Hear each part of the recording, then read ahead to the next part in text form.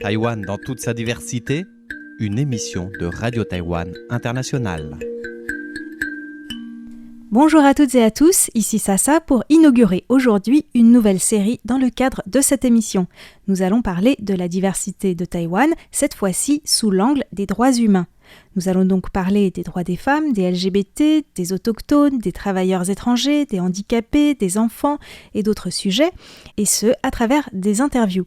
Vous le savez, Taïwan est l'un des pays les plus progressistes sur le plan des droits humains en Asie, mais aujourd'hui, je voudrais commencer par évoquer un sujet qui est assez peu connu et sur lequel Taïwan a encore une marge de progression, c'est la question de l'accueil des réfugiés. Pour en parler, j'ai interviewé deux personnes, d'une part l'ancienne députée du DPP Yo Mai-nu, qui durant sa mandature a été très active sur les sujets liés aux droits humains. Elle est aussi avocate et préside actuellement le barreau de Taïwan. Ma collègue Floriane Dai l'a interviewée sur son parcours dans les récentes émissions de Femmes d'ombre, Femmes de lumière que je vous invite à retrouver sur notre site.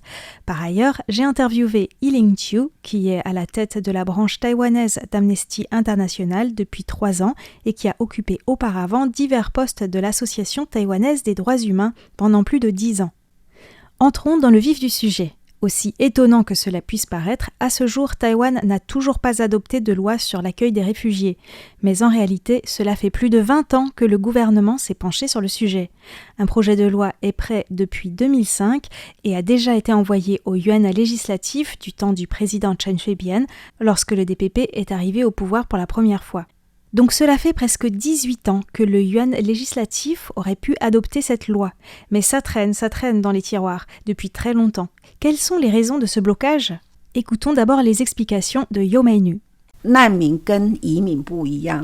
Il faut d'abord préciser quelle est la différence entre un migrant et un demandeur d'asile. Les migrants migrent vers des pays plus riches à la recherche d'opportunités économiques. Ils ont le choix d'aller dans tel ou tel pays. Les réfugiés, en revanche, fuient leur pays en raison d'une catastrophe, d'une guerre ou pour des raisons politiques. Ils n'ont pas le choix. Cela implique qu'ils doivent déposer leur demande d'asile dans le premier pays sûr où ils arrivent. C'est en tout cas ce que considèrent beaucoup de gouvernements de nos jours, en arguant que s'ils vont dans un autre pays pour chercher de meilleures conditions de vie, c'est qu'ils sont plutôt des migrants, pas des réfugiés. Mais Taïwan étant une île, la plupart des réfugiés qui voudraient déposer une demande d'asile ici seraient déjà passés par un autre pays. Les Chinois et les Hongkongais seraient pratiquement les seuls à pouvoir déposer des demandes d'asile à Taïwan en tant que premier pays dans lequel ils arrivent. Sur ce point, il y a un paradoxe. C'est qu'à Taïwan, les relations avec Hong Kong, Macao et la Chine dépendent d'une législation spécifique. Donc, même si nous adoptions une loi sur l'accueil des réfugiés, elle ne pourrait pas s'appliquer aux Chinois, aux Hongkongais ni aux Macanais. Bien sûr, nous devrions alors probablement amender les dispositions qui régissent les relations entre les deux rives pour les aligner avec la loi sur l'accueil des réfugiés. Mais en raison des relations très sensibles entre Taïwan et la Chine, dès que l'on veut toucher à des dispositions juridiques, on attire toute l'attention. Chacun a tendance à vouloir ajouter des articles qui, sinon, n'auraient pas pu être présentés. Tout le monde y va de sa suggestion et au final, ce serait très difficile de se mettre d'accord parce que les députés ne parleraient plus des réfugiés, mais des relations interdétroites. Si l'on essaye de changer une partie, c'est le tout qui risque d'être chamboulé, donc personne n'ose le faire. En effet, à Taïwan, les relations avec la Chine sont un point extrêmement sensible en raison de la situation internationale particulière de Taïwan. L'autre raison pour laquelle c'est épineux, c'est qu'il n'y a pas de consensus sur l'attitude à adopter face à la Chine, car la Chine est trop puissante. Nous espérons tous la paix, mais comment y parvenir ? Il y a différents chemins. Certaines personnes pensent qu'il faut la caresser dans le sens du poil pour éviter d'être attaquée. D'autres pensent qu'il vaut mieux s'armer pour décourager la Chine d'attaquer. Ces deux approches ont tendance à créer une fracture dans la société et un manque de confiance mutuelle. C'est comme deux chemins parallèles qui ne se croisent pas. Donc à Taïwan, dès que l'on parle des relations avec la Chine, on fait face à des problèmes insolubles. Ça bloque toute évolution de la loi. C'est ce qui se passe avec le projet de loi anti-infiltration et le projet de loi sur la transparence des influences étrangères notamment. Bien que Taïwan soit le pays le plus visé par les fausses nouvelles provenant de Chine, il n'y a pratiquement aucun espoir de pouvoir amender la loi à ce sujet. C'est l'une des raisons pour lesquelles il n'a pas été possible d'avancer sur le projet de loi concernant l'accueil des réfugiés. D'un côté, il peut y avoir la crainte d'un afflux de Chinois et qu'il y ait parmi eux des fausses demandes. L'étude des demandes d'asile à elle seule représenterait aussi un investissement considérable. Et en plus, pour les Chinois, comment déterminer si c'est une demande d'asile fondée ou pas? Encore une fois, dès que cela concerne la Chine, cela devient sensible. Plein d'incertitudes et polémiques, d'où le blocage persistant sur ce dossier. Les explications de Yiling Chu vont également dans ce sens, bien que selon elle, le blocage ne puisse pas se résumer à la sensibilité des relations avec la Chine.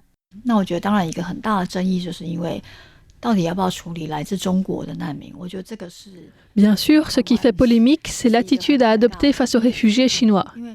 À Taïwan, cette question constitue un dilemme, car la définition d'un réfugié, c'est quelqu'un qui abandonne son pays pour demander asile dans un autre. Mais en raison du statut international particulier de Taïwan, certains vont soulever les questions « Taïwan est-il un pays ? Les Chinois qui demandent l'asile à Taïwan ont-ils vraiment quitté leur pays ?» En réalité, quand on se penche sur le projet de loi, que ce soit la version du DPP ou celle du KMT, il est très clair que cela ne concerne que les étrangers hors de Chine, Hong Kong et Macao, ou les apatrides. Car les relations avec la Chine, Hong Kong et Taïwan dépendent d'une législation spécifique. Et en fait, celle-ci prévoit déjà des dispositions qui sont assez proches d'une demande d'asile, même si ce n'est pas aussi abouti que dans la loi sur l'accueil des réfugiés. Selon la législation actuelle, Taïwan peut donc potentiellement apporter une protection aux personnes qui font par exemple l'objet d'un procès politique en Chine. Donc le véritable besoin que nous avons d'une telle loi est plutôt pour les étrangers hors de Chine. Taïwan n'a pas de frontières fermées. Donc ce n'est pas parce que nous n'avons pas de loi sur l'accueil des réfugiés qu'il n'y a pas de réfugiés qui viennent à Taïwan. Pour prendre un cas concret, ces dernières années, le gouvernement turc s'est durci et a étiqueté certains ressortissants turcs vivant à l'étranger comme des opposants politiques et les considère même comme hors la loi. Certains Turcs qui vivent à Taïwan, y compris des doctorants, des ingénieurs ou encore des hommes d'affaires, n'avaient donc plus la possibilité de renouveler leur passeport ici. Et s'ils retournent en Turquie, cela signifie être arrêtés et emprisonnés. Taïwan n'ayant pas de mécanisme d'accueil pour les réfugiés politiques, ils se retrouvent dans une situation où ils ne peuvent pas retourner dans leur pays ni déposer une demande d'asile ici. Quand leur titre de séjour taïwanais expire, leur statut bascule dans l'illégalité. C'est vraiment problématique et cela ne concerne pas que la Turquie. Ces dernières années, on a vu des cas similaires avec des Birmans et des Thaïlandais. En effet, les gouvernements de ces pays réprimandent durement les militants d'ONG de défense des droits humains.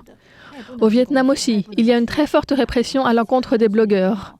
En réalité, de nombreux défenseurs des droits humains en Asie ont besoin de fuir leur pays et de trouver refuge ailleurs. Mais Taïwan n'ayant pas de loi sur l'accueil des réfugiés, c'est très difficile pour eux de venir à Taïwan. S'ils entrent avec un visa touriste et n'arrivent pas à régulariser leur situation en trouvant un travail, ils deviennent clandestins. C'est une situation qui n'est pas enviable ni pour eux ni pour le gouvernement taïwanais. En effet, s'ils tombent malades, les clandestins ne peuvent pas se faire soigner. Ils ont du mal à trouver des moyens de subsistance. Cela peut parfois les pousser à commettre des délits simplement pour survivre. C'est une situation qui n'est absolument pas idéale, ni pour eux ni pour Taïwan. Il faudrait que nous ayons un mécanisme qui permettrait de prouver leur identité et de s'assurer de la véracité des menaces qui pèsent sur eux. En réalité, selon le droit international, un pays n'a pas le droit de renvoyer un ressortissant vers son pays d'origine s'il y a un risque sérieux qui pèse sur sa vie.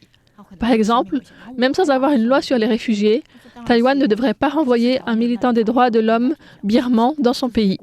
C'est un principe de droit international.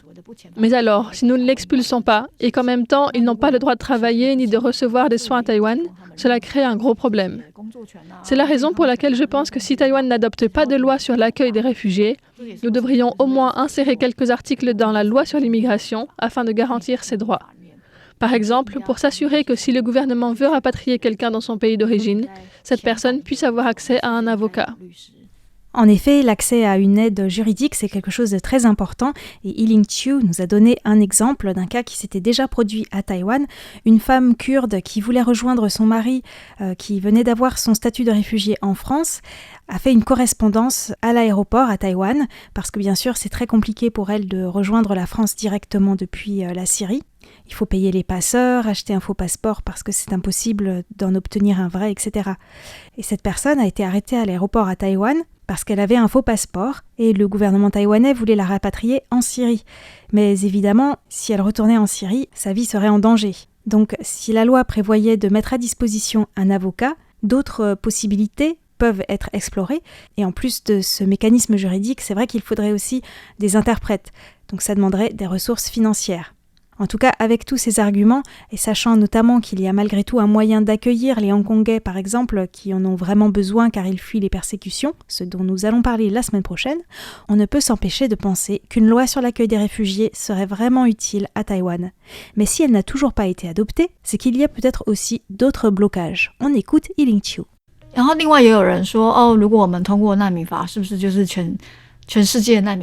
D'autre part, il y a des gens qui disent que si l'on avait une loi sur l'accueil des réfugiés, il faudrait qu'on accueille toute la misère du monde. C'est une crainte qui vient peut-être de la manière dont les médias parlent de l'afflux des réfugiés en Allemagne et le fait que ça aurait créé des problèmes sociaux. Mais en vérité, ces problèmes sont souvent exagérés par certains médias ou par des organisations anti-migrants. Y a-t-il vraiment beaucoup de criminels parmi les réfugiés ? En réalité, si l'on regarde le marché de l'emploi taïwanais, nous avons vraiment besoin de main-d'œuvre. Tous les ans, on fait venir des dizaines de milliers de travailleurs migrants d'Asie du Sud-Est. L'une des raisons pour lesquelles l'Allemagne a accueilli tant de réfugiés, c'est aussi le manque de main-d'œuvre. Et il y a certains emplois que les Allemands rechignent à exercer. Donc, la vérité, c'est qu'on a un très fort besoin de main-d'œuvre et qu'on fait venir de très nombreux travailleurs migrants. Et qu'en même temps, on craint, sans réussir à le formuler très clairement, que les réfugiés prennent nos emplois. C'est infondé, car avec le recul de la natalité et en raison du vieillissement de la population taïwanaise, nous avons besoin de cette main-d'œuvre. Selon certains, les réfugiés seraient des assistés qui vivraient au crochet de la société. Mais si l'on se penche sur la question, on se rend compte que la plupart sont jeunes et que s'ils ont le droit de travailler, ils n'ont pas besoin d'aide sociale. Ils peuvent même payer des impôts et ainsi contribuer financièrement à la société. Les peurs viennent aussi de l'incompréhension du mécanisme de demande d'asile. Certaines personnes s'imaginent qu'il suffit de dire « Bonjour, je suis réfugié » pour qu'on leur accorde l'asile politique. En fait, c'est très compliqué. Il y a une enquête, il faut prouver, malgré l'obstacle de la langue, qu'on est vraiment en danger dans son pays. Taïwan est une île d'immigrés. Il y a des peuples autochtones, des Hakka, des travailleurs et des conjoints étrangers. On est une société basée sur la diversité. Et aussi étrange que cela puisse paraître, on a encore parfois peur de l'autre, car on s'imagine des choses qui ne correspondent pas à la réalité. Voilà, nous avons vraiment fait le tour de la question. Il y a non seulement la question sensible de la Chine, mais aussi certaines peurs irrationnelles. La question des réfugiés est donc à suivre. Il n'est pas exclu que Taïwan finisse par adopter ce projet de loi un jour. Il faut l'espérer en tout cas, car comme nous l'avons vu aujourd'hui, cela peut poser des problèmes vraiment concrets et graves pour certaines personnes qui se retrouvent dans des situations inextricables en l'absence de loi sur l'accueil des réfugiés. Nous allons continuer à creuser ce sujet les prochaines fois en parlant du cas des Hongkongais à Taïwan, mais aussi de l'accueil de réfugiés vietnamiens sur les îles Peng Hu dans les années 70 à Taïwan. À très bientôt!